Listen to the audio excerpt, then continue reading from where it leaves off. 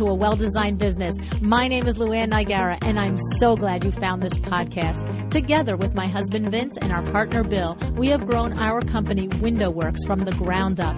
So I know and I understand the challenges you face in running your interior design business.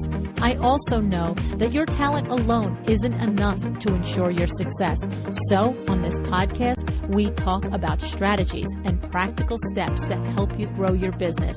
But make no mistake about it, we have our share of fun here too, mixed in with those aha moments that I love so much. This isn't fluff. Nobody has time for that.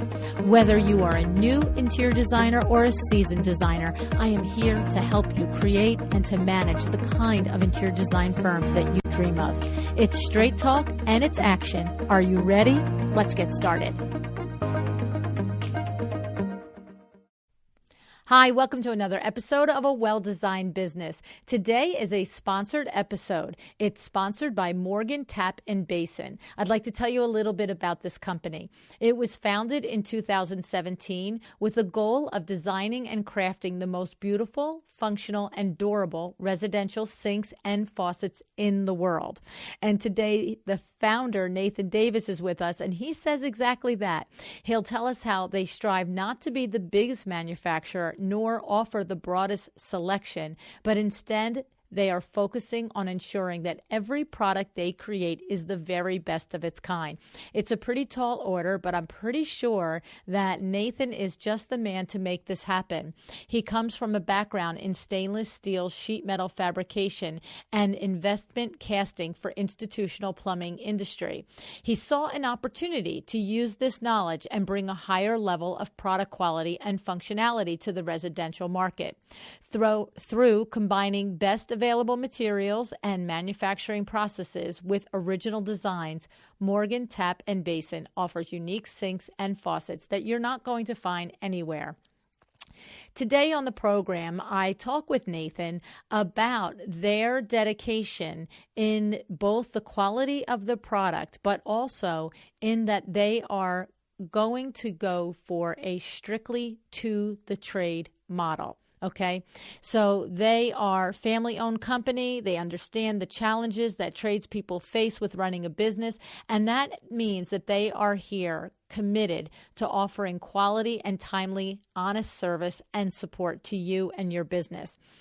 I want to tell you that you're going to enjoy this conversation with Nathan. He is very passionate about what he is doing, and you'll hear a little bit more about his family and how he came to this. And then lastly, what you're going to hear is that he is introducing, Morgan Tap and Basin is introducing and launching this line this year at KBIS in Las Vegas. So you are listening to this. If you're listening in real time, it is the Friday before KBIS starts. And next week, we're all going to be out there at KBIS. And I'd love for you, if you do hear this show before you go to KBIS, to go over to their booth for Morgan Tap and Basin and meet Nathan and meet the people who have brought this terrific product to market. You'll find them at what he explains is it's at South Hall, and it's booth number SL4725, and he says that it's right near the KBIS Next Stage. So that's good news for me, because I am also going to be at KBIS, and I am going to be at the KBIS Next Stage, and I will be there on Thursday at 9:30 in the morning for a panel discussion from 9:30 to 10:30 in the morning that is going to be moderated by Veronica Miller, and will include also, in addition to myself, Claire Jeffert, Kimberly Selden, and Veronica Solomon. So I'm very much looking forward to not only this panel discussion, but also to meeting Nathan in real life, as they say, and also to seeing this extraordinary product that he is committed to the excellence of. I mean, he'll go through it in the show today, but I want you to pay attention that he has three objectives: the aesthetics, and he specifically describes how it's the design comes first. You see, so it's the beauty and the design that comes first, and then that gets filtered through to the manufacturing process. Not what's easy to make is first, and then if it looks good, okay. So that's number one.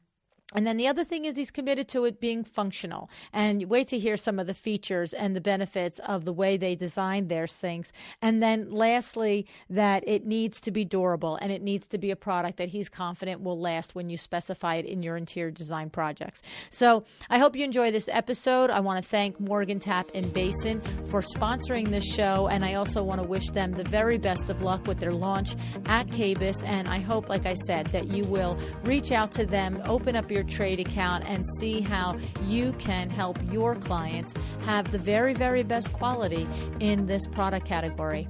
Thanks so much. Here's the show.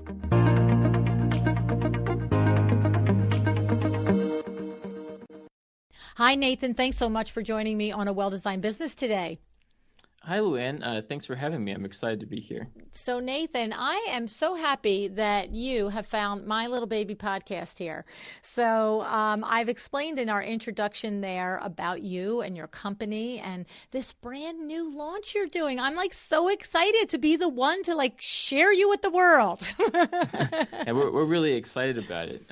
It's something we've been working on for quite a while now, and so it's fun to see it I get close to getting out there into the world. Yeah, so we are actually, let me let people in on the behind the curtain here, but we're only recording this just a couple of weeks before the actual product launch at KBIS this 2019, February 2019 in Las Vegas. So you guys are very busy now creating your booth and putting all of your finishing touches on this brand new product launch that you have. Would you tell us a little bit about the design for number one, for the designers who are going to be at KBIS next week, and for the designers who unfortunately aren't going to be there with us, what are you bringing to the trade show that we need to come and see? Sure. So at the trade show, we're going to have some of our sinks there.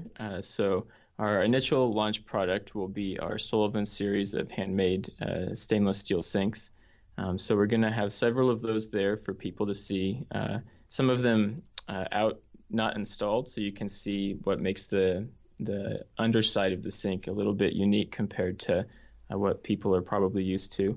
And then we're also going to have one of our workstation sinks out. And so those will launch a little later this year, hopefully in maybe June or July, but we'll have those out for people to see as well. Okay, so they'll be available to see, but you're saying they won't be available to order till summer 2019. Right. So the Sullivan series are regular sinks that aren't the workstation style. Will all be available immediately. Start as soon as KBIS starts. Okay, and I'm gonna make an assumption. Workstation sink. My mind conjures up what it is, but tell us. Sure. So our workstation sink has two ledges under the counter that fit cutting boards. So the top one is a solid, more traditional cutting board like you might think of, and then the one underneath has three different slots in it. One that fits a colander, and then there's two for utensil holders. And so the way they work is you can slide each one all the way across, and the bottom one slides underneath the top one. So if you're like chopping vegetables or whatever it is, you can just slide that into the colander and put the rest over into the garbage disposal. And so it makes it really convenient to use. The one we'll have at the show is our larger one. It's a 4-foot long model, so that's big enough for two people to use, and so a family can cook together, or it's a little more convenient if you have the space. Wow, that sounds like maybe it should just start chopping everything for me too while it's at it. I'm just going to say. So, all right. So tell me about you have this company, and I'm going to just tell everybody, we've had a couple of conversations already before, and your passion for this is it's so apparent to me that you really, really deeply care, that you're not just saying, hey, you know what, why don't I just make and sell sinks and, faucets? You're very, very passionate about it, Nathan. What's going on here? What's happening? Why is this such a big deal for you? I think there's something that is really a unique opportunity about being able to design a product from start to finish and get it manufactured and put out in the market. And I think it's an opportunity to really do something differently and to try and put something out that is something people haven't seen before, and is something that can make their lives better in a way, even if it's a small way, like the way that they're able to use their sink.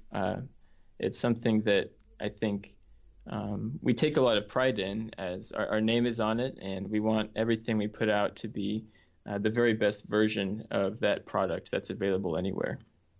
So, and this comes from your parents run their own business, and their business is in industrial products.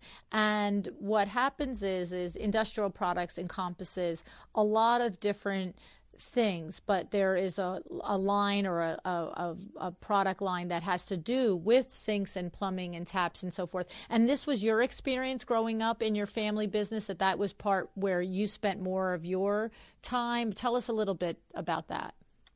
Sure. So yeah, I grew up in Kansas City here, where we're headquartered, and my parents have operated the industrial sourcing and manufacturing business for most of my life that I can remember. And so I just growing up, I learned a lot just from being around them, hearing conversations at the dinner table, and things that different issues that come up, things to be make sure you're very careful about and that you plan for. And so after high school, I moved away for college, and then we eventually lived in California for a while, and I went to law school and practiced law for a little while out in Los Angeles. But after doing that for a little bit, one thing I didn't really think about before I went to law school is that once you're a lawyer, you spend all day working with other lawyers.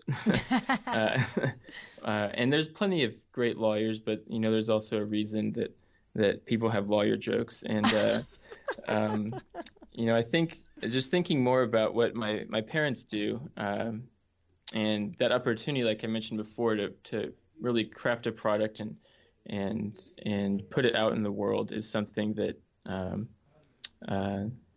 just really captured my interest, and is something that we decided to pursue and move back to Kansas City.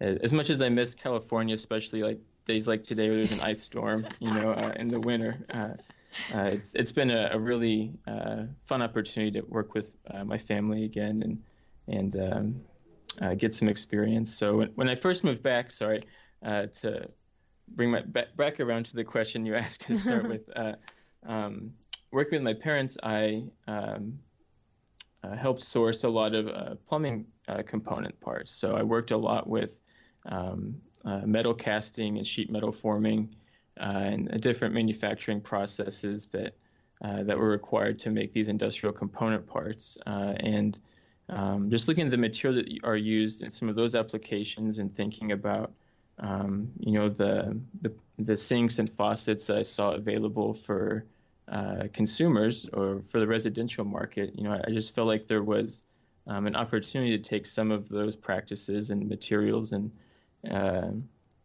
really elevate the level of what was available in the residential space. So this is, what this is reminding me of? This is reminding me of the conversation that I had with John Dupre from Revelwoods. And if you guys remember this episode, John Dupre is also second generation. His father is in the wood flooring business, but when John grows up, he grows up with this wood flooring and sawdust in his veins. I think he might have even said. And when he joins the family business, he tweaks it, and he creates the model for Revelwoods, which is, of course, as we know, it's the innovation is the way he brought the technology to the wood flooring industry. And it's like the same thing. It's like you have this experience of growing up with your entrepreneurial parents. There's a particular product line and a particular type of thing, and that results in a particular type of conversation. But then you say, what do we do different? What's the next level? And so what you've done is you're taking now and creating a line of sinks and faucets that are not your garden variety sinks and faucets, right? These are not the kinds of sinks and faucets that we're going to find at a box store, are they, Nathan? Right. That's exactly right. And so we're, we're a small manufacturer, of stainless steel sinks and faucets, and so we don't have, the broadest possible product offering. It's not our goal to have the biggest selection available, but we do strive to have every single product that we make to be the best version of that product that's available for sale anywhere. And we also, it's important for us that we want to be the best for sale anywhere. It's only available for sale through trade professionals. So I love this. I mean, we could go right by that, but I don't want to. You strive to make the best product available anywhere in the product category. Correct. That's a pretty big statement. And so that's part of why we have a more limited product offering. So it's because it takes a lot of work to try and achieve that goal.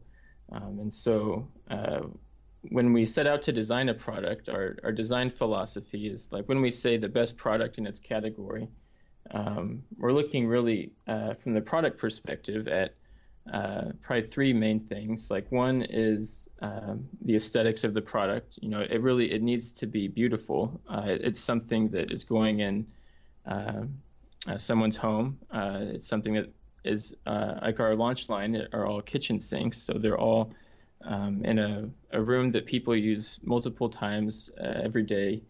And so how it looks is important. So that means that the design choices need to be really intentional, and that the design needs to be guiding how it's manufactured and not the other way around. So we're not starting with, well, we're stuck with this manufacturing process, so it has to have this feature that we don't really want. And so we put design first. So the second thing we look at is making sure that the product is functional.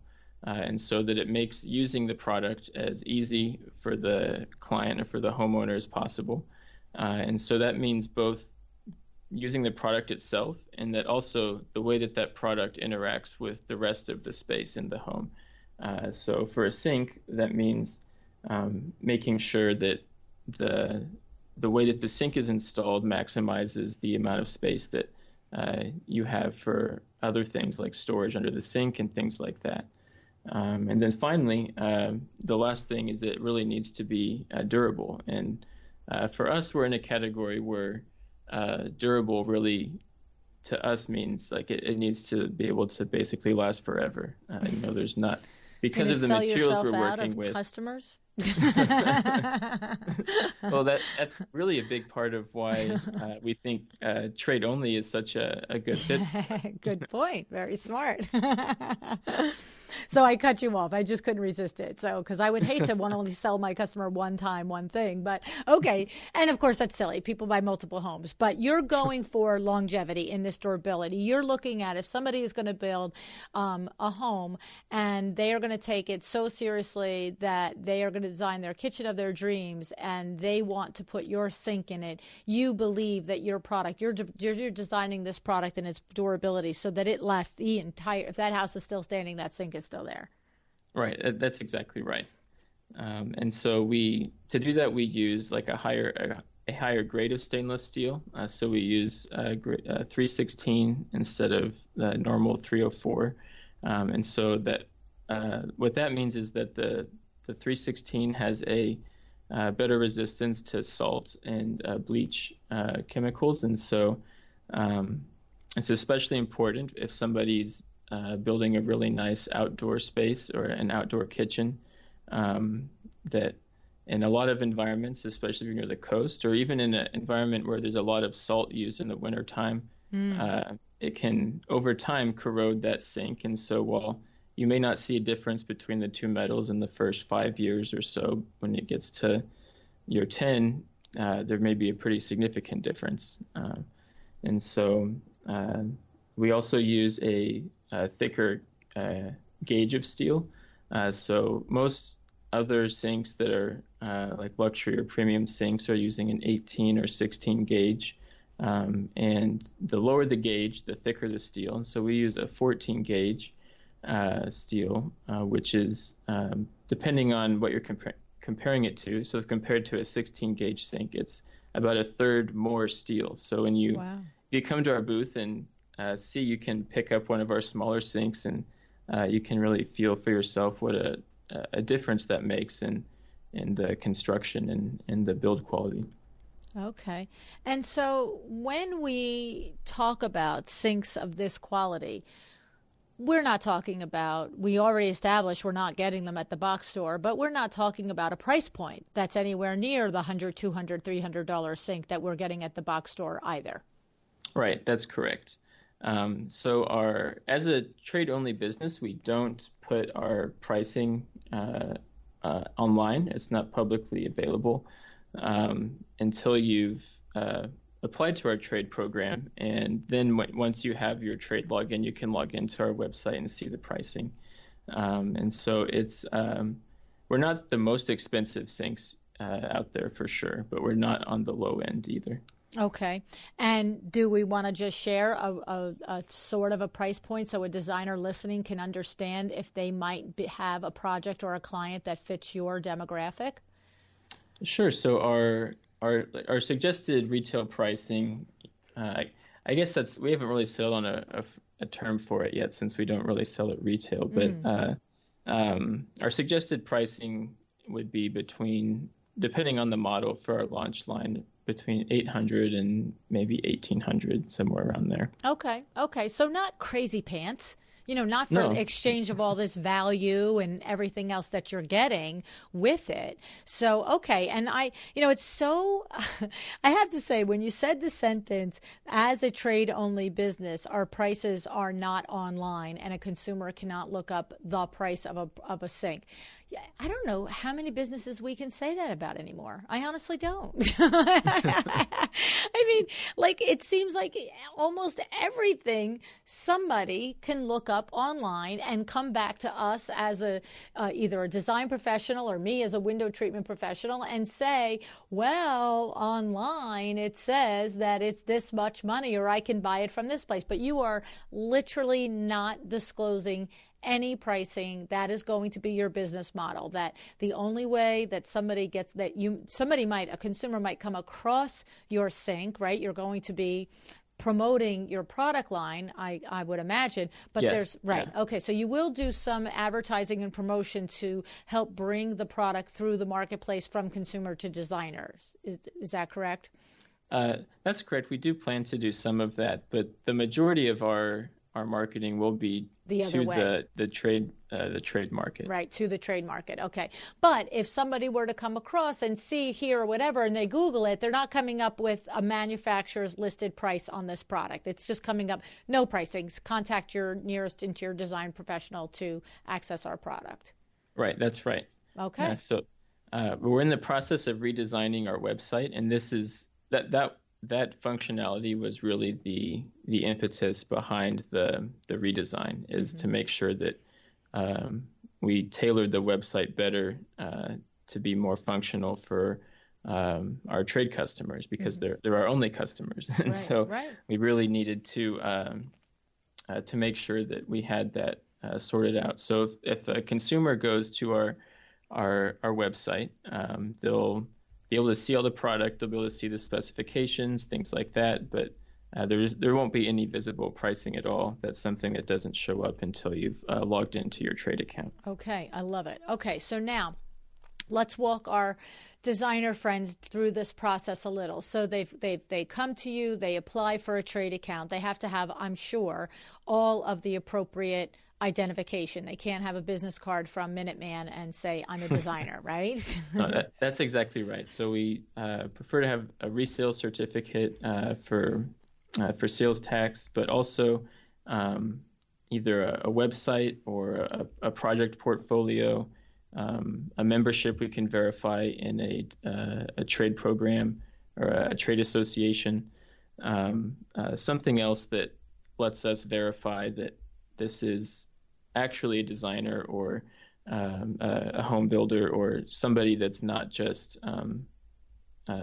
like you said, gotten a business card from Kinko's and Right. tried to buy our product. Right. I mean, because it's not just the resale certificate. So it's the corollary backup information. Because I've had people give me a resale certificate for their dentist office and think like that's going to work, and I'm just like, I don't know, it quite isn't going to be working here. So I love when when companies that deal with the trade go to the trouble of making sure it's a valid thing. I have to say, I've said this before on the show. I have a pet peeve. There are certain companies that are particularly supposed to be trade. Most of them reside in some of the design buildings here that we have in New York City or in other major cities. And I have called there and just said, hi, I'm just looking to get a net price on XYZ. And literally, the person who is at their job 22 minutes, well, oh, okay, what's that pattern number? And I tell them like, yeah, that's $92.50 a yard. I'll be like, net. They'll be like, yeah, I'm like, okay, thank you. You should not have done that. Why did you do that? You did not ask me for my account number. You did not ask me for my name. Like, so I love it when you, as a company, are committed to taking due diligence to protect us. That's what it is. It's to protect us when we want to come to do business with you. So that's number one. I love that. Now,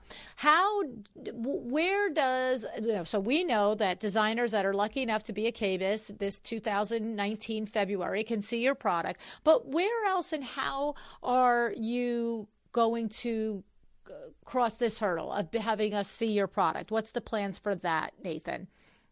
Sure. So we do have a showroom in Kansas City, which I realize is not useful for most of the country. So the other way to see our product right now is really all online on our website. But there are a couple of things that we've tried to work on to be able to get product into people's hands and make them feel more comfortable with it before they specify it for a client. So the first thing is once someone's approved for our trade program, we will send them out one of our steel samples. And so it's like a 4-inch disc, kind of like a coaster-sized piece of steel. So you can, and it's the exact material that our sinks are made from. So you can see the finish on it, but also the thickness of the steel. And it also has the foam insulating layer on the bottom side of it. That's something unique to our sinks. So that's the first way they can at least see the materials themselves firsthand. And then the second thing that we do is all of our sinks have free shipping and free return shipping. If for whatever reason it doesn't fit the project like you thought, or something else comes up, then the return shipping is free as well. Wow. I mean, wait a minute. Okay, so free shipping and free return, is that just for if somebody wants to scout a product and make sure that they like it, or that's for if I'm specifying it for Mrs. Smith's house and you're going to ship it to me for free?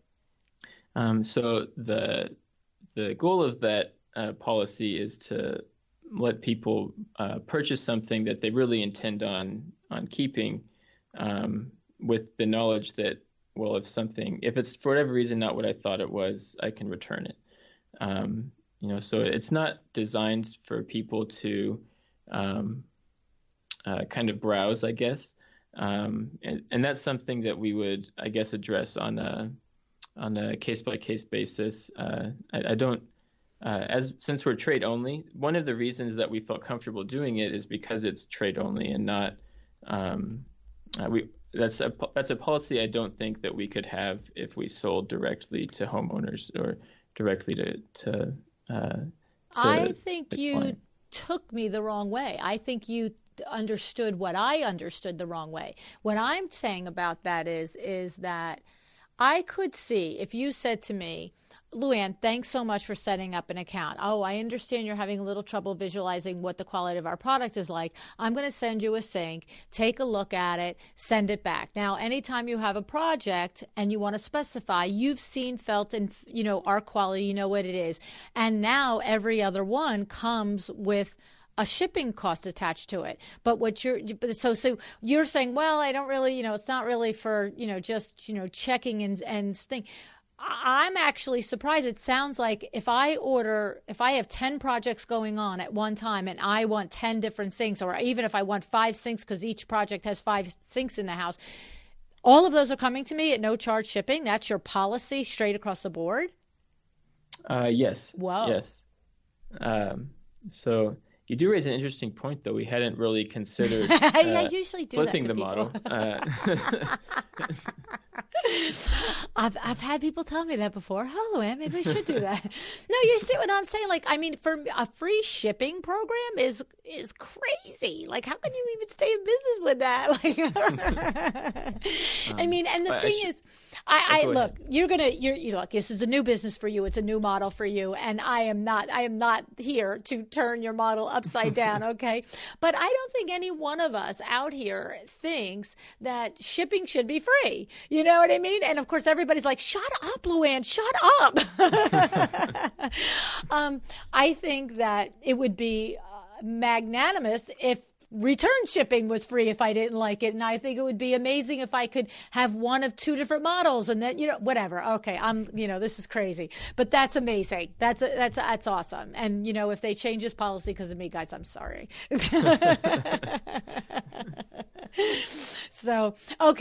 But we do get the initial sample with the disc that's showing us exactly the thickness of this sink and the exact finish that the sink is going to be coming in. And then you mentioned that it also comes with the foam insulating material, which you said was unique to your sinks. What is that, and why do you have that, and why do other sinks not have it?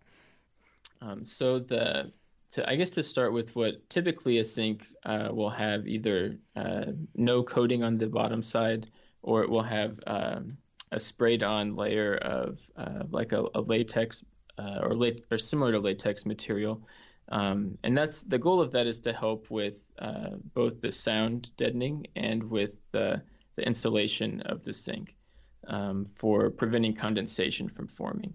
And so the reason that preventing condensation from forming is important is because if you're somebody who likes to entertain and you have a lot of ice in your sink, for example, keeping drinks cool or something like that, that ice will cause water to form on the bottom of the sink, which will drip into your cabinet.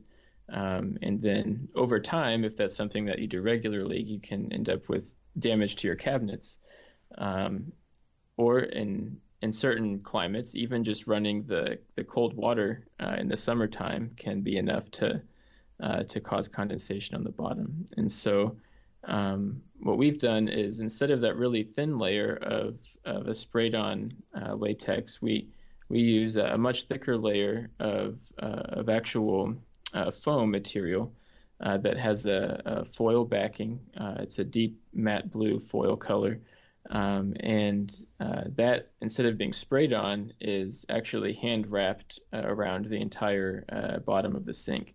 And so I think the reason that other people haven't done that is if they've thought of it, they probably it's much more expensive to do it that way. And so in terms of the manufacturing side of it, and so that would be my guess as to why other people haven't tried to do something similar before, if they've thought of that.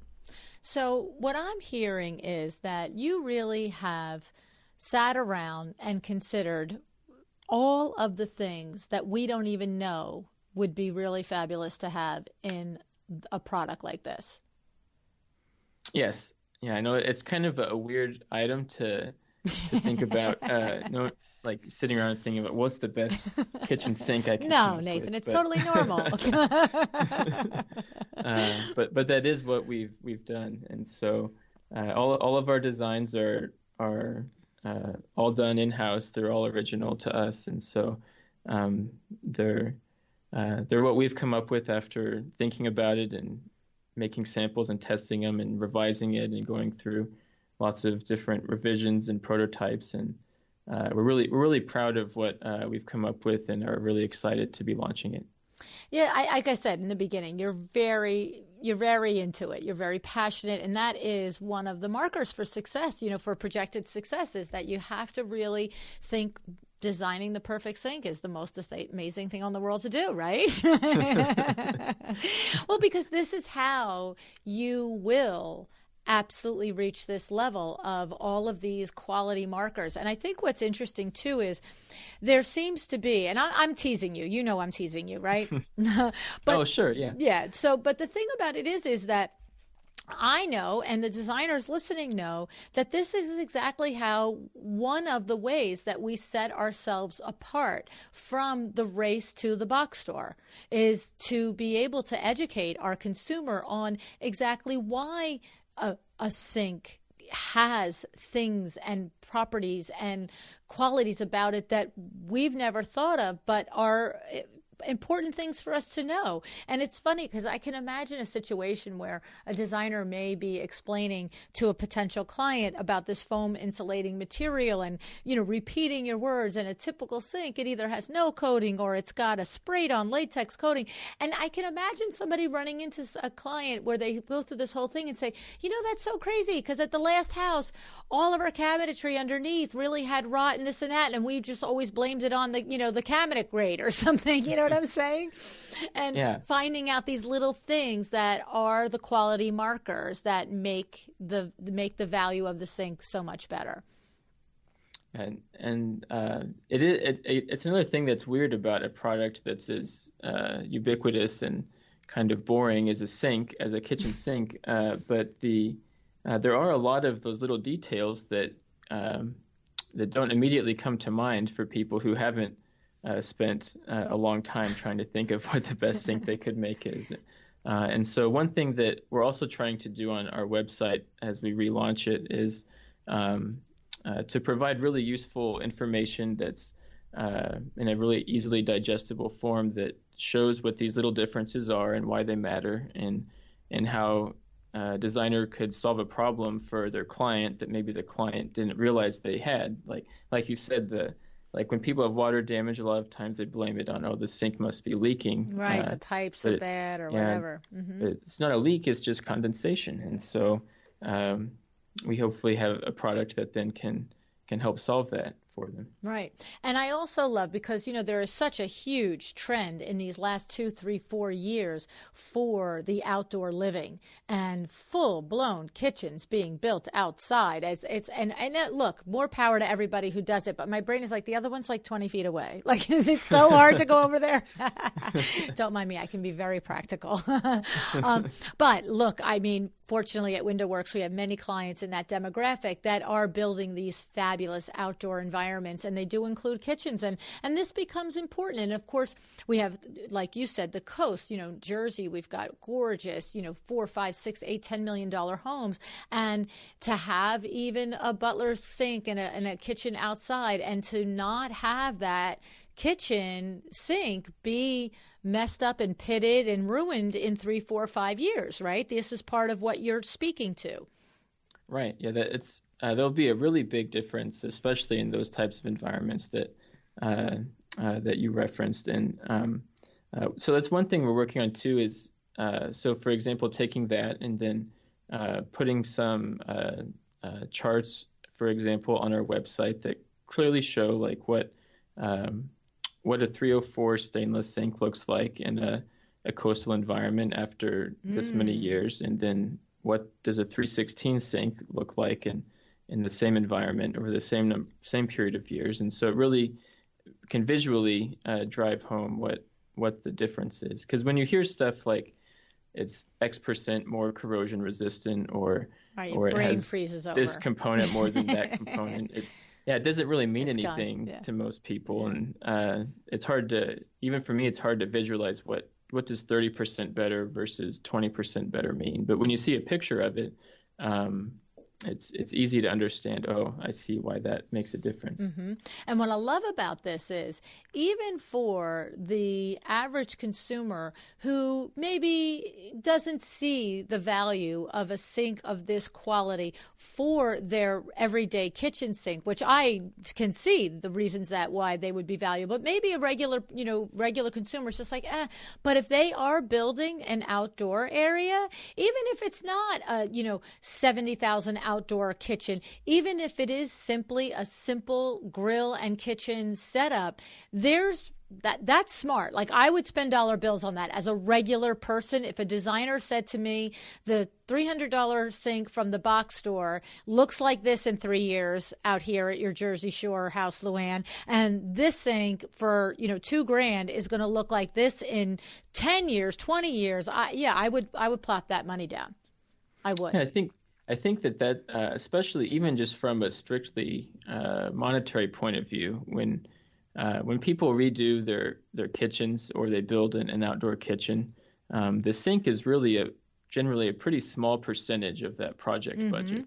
And so if, say, for example, they did put a cheap sink outside that ended up corroding and having to be replaced, they're likely going to spend a whole lot more than the difference between what our sink costs and the one they put in, just on the labor to take it apart, do the right? The countertops, whatever else that needs to be done. It's usually stonework. It's it's not.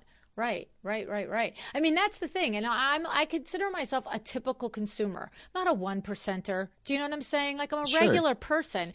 But even if my outdoor project was a $15,000 project, and I don't have any idea if that's rational or not, but I'm just saying that is exactly where a knowledgeable interior designer, if they made that suggestion to me, I would be all over that. I would say, yeah, I don't want to pull up this limestone, countertop that we're putting in because the sink looks like a hot mess in 3 years, right? Right? And I don't want the whole thing to look like a hot mess. And that's the sort of thing that makes everything the stone could last, the furniture could last, everything could last. But if you go to that sink and your guests go to that sink and it's gross and pitty, it's like, ugh. Right? Right.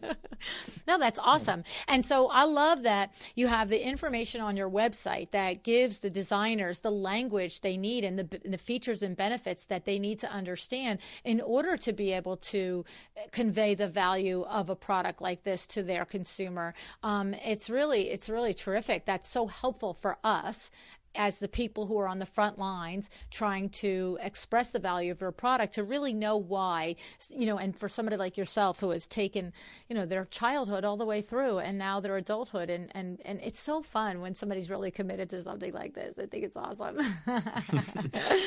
And then a couple other things that you mentioned that I just want to pull out there for a moment. You mentioned that, I guess I don't know, from an aesthetic standpoint, does it matter if the drain is in the middle? But you were like saying that the drain could be one side or another. Like, why do I care about that? What's that about? So most sinks that you'll see are the way they've been since I can remember. They have the drain in the middle of the sink. And so what that means in terms of using the sink itself is that there's the drain in the middle sometimes makes it harder to put dishes and stuff where you'd like to clean them. If you put it into the rear corner, it creates a much larger unbroken space of surface to work on. The other thing that is really more important than that is underneath the sink. And so if the drain is in the middle, that means then that the waste pipe and the drain pipe is all in the middle as well. And so especially if it's in the center of the sink, so not just in the middle left to right, but in the middle front to back, then it's so far forward that it blocks a lot of useful space. The cabinets underneath, the storage underneath. Right. So with that middle drain, you don't have really much space to use on either side, and most of the whole cabinet's not very useful underneath. And so if we move it to the corner, though, on the rear corner, that frees up almost the entirety of the cabinet space underneath. And so, for example, even our double bowl sinks on the 36-inch size, you can have a full-size garbage disposal, have two bowls within the sink, and still have space for both a full pull-out trash can and recycling. And so, as we've looked at part of designing the sinks, one of the things we looked at are what are people actually asking for in their kitchens. And pull-out trash and recycling is the number one thing that we saw people adding in terms of specialty storage, and that up to about 70% of people who are doing a new kitchen remodel end up adding that cabinet storage that pull out trash and recycling. And so by being able to move that into the sink space underneath the sink, you're then freeing up an extra cabinet elsewhere in the kitchen that would otherwise have been stuck being for trash and recycling that is now free to store other things. Wow. That's, see, that's a perfect example of you don't know what you don't know. I mean, my sink is exactly that way. It's in the middle of the darn thing. It's not even in the middle in the back. It's in the middle of the darn thing. And the cabinet underneath is a pain in the neck. It's like every time you go in, it's like the stupid pipe is there. That's so. And the thing is, what I'm thinking about is, look, you got a kitchen that's 600, 700, 800 square feet. Maybe not such a big deal, but like I'm right outside of here, New York City and Jersey City and Hoboken, where we have tons of luxury high-rise properties that people are accustomed to living and want to live at a level of luxury, but the space is at a premium. And so to have to give up a whole nother cabinet for the trash receptacle or for the trash compactor is big. Yes, yeah, it's definitely something that is more useful in markets like that. Here in Kansas City, that's something that people haven't, as we talked to designers, that wasn't something that people were as excited about because space is much cheaper here. But in places like that, it can make a big difference. And one of the things that we saw too is, especially in urban areas, the desire to have that convenient recycling was even higher. So they have the more limited space, but also have a higher client desire to have that feature.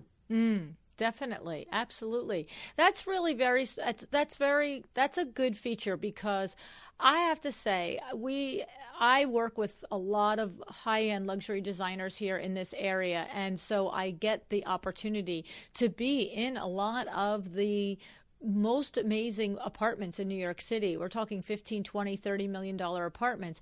And sometimes, and a lot of times, they have nice sized kitchens, but even the most beautiful, great, expensive apartment is way more likely to have a kitchen much smaller than you would expect in relation to that price tag and what that kitchen would be and that price tag at a regular single family home. There's just no question. The space is limited. And so that's really a special feature. And of course, that's the market that wouldn't blink twice to take this sort of sink and gain that value from having that, to put the price tag against that value. Sure. Yeah, and it's something that as people do are working on the kitchen remodel and are budgeting what they're going to spend or how they're going to spend it. The sink, like I mentioned before, isn't really one of the top high ticket items. The majority of the budget goes to the big four items of the countertops, the flooring, the appliances, and the cabinets. And so those four items eat up a huge bulk of the budget. And so when you look at what percentage of the budget you use to go from what a typical sink might be to ours, it's probably not a very big percentage, but you're going to add a lot of these like kind of detail conveniences that people maybe didn't realize that they would like if they had them because they weren't aware of them. And I think it's a way that we hope designers see that as a way that they can kind of pleasantly surprise their customer and demonstrate, again, the value that they bring to their client. Yes. By finding these solutions for them. I love it. I love it on both of those levels. You're absolutely right. It's just like I use the example of the outdoor kitchen, even on the indoor kitchen. If you found one of these, things that really solved the pain problem for me, whether it was storage or this condensation or whatever it was, if you hit me in the eyeballs with that, and that the difference in the price of the sink isn't enough to stop me as when I see that value return on it. Because like you said, it's not, even though it might be however many percentage from the sink at the box store, it's not such a big ticket item in the context of redoing a kitchen. And it's sort of like when a designer will explain to me that often if a client's budget is XYZ for a space, it doesn't mean that every item that they specify that space gets to be their wish list dream perfect item, but the designer will teach and show and lead their client to the item that's going to make the impact. So in one room, it might be the sofa. In another room, it might be the rug. In another room, it might be the art. And in this case, it might be that the kitchen sink is something that really can, and also because it's such, like you said, such a used room. It's something that really affects our day-to-day and the quality of the convenience of that day-to-day and how we work through what we do. And especially, no question for somebody who enjoys cooking and actually that. But I don't enjoy cooking, and these things have value to me, I'm seeing. Like, I'm not going to sit in the kitchen and cook every day. But I would love to get rid of that stupid pipe below the middle of my sink. Yeah, that was a big hit at our house for sure. Getting that trash can out of a standalone trash can and hidden away, and kind of making the kitchen less cluttered. Right. Like little things like that. It's so funny. But that's awesome. I just think this is terrific. And so we are going to meet each other in real life in 2 weeks in KBIS. And so tell us, for all the designers who are going to be with us in Las Vegas, how do they find your booth? I've never been to KBIS before, so I have no idea how easy or hard this is to do. But can you tell us the location that you're going to be, Nathan? Sure. So we're going to be in the South Hall, and our booth number is SL4725.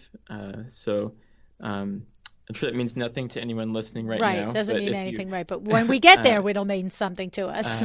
But it's pretty near the KBIS next stage. So we're on that same the most outer row near the KBIS next stage, maybe about 100 feet down the way. So if you're near the next stage watching a presentation or a designer giving a talk, you're right next to us. So just stop by, and we'd be happy to chat with you. That's great. If you happen to be at the panel discussion that I'm going to be on, like, just come on over and then stop and see Nathan right afterwards.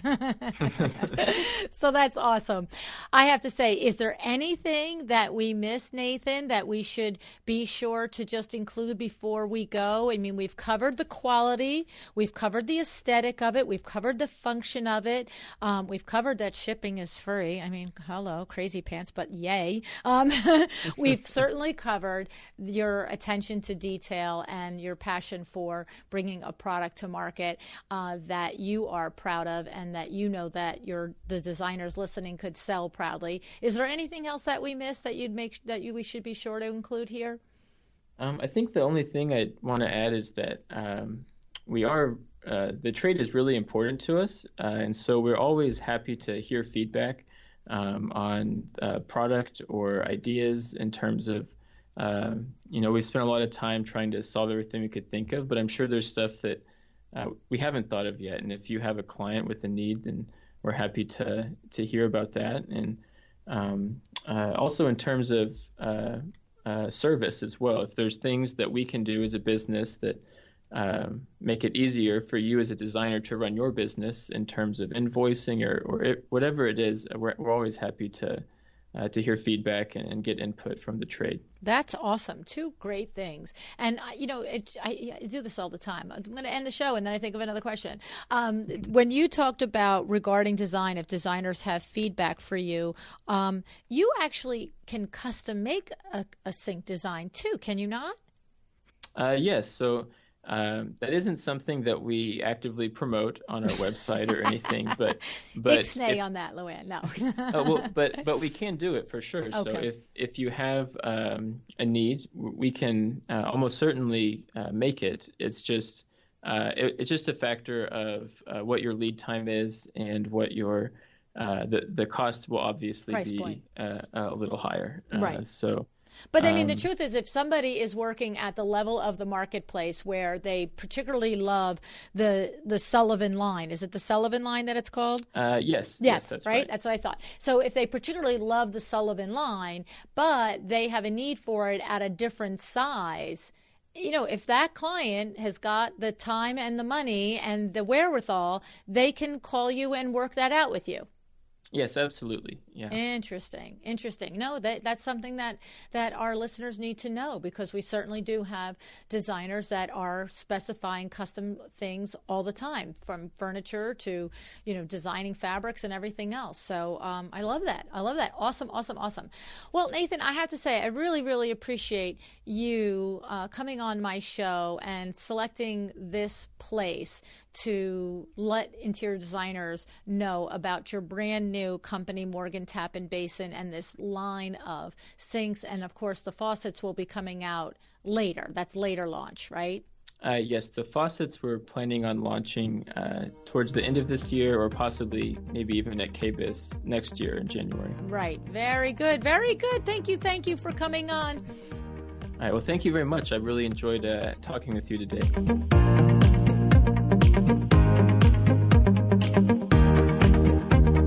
Thank you so much for joining me again today. This podcast is a production of WindowWorks, your resource for custom window treatments and awnings. To learn how we can help you on your next interior design project, go to www.windowworks-nj.com.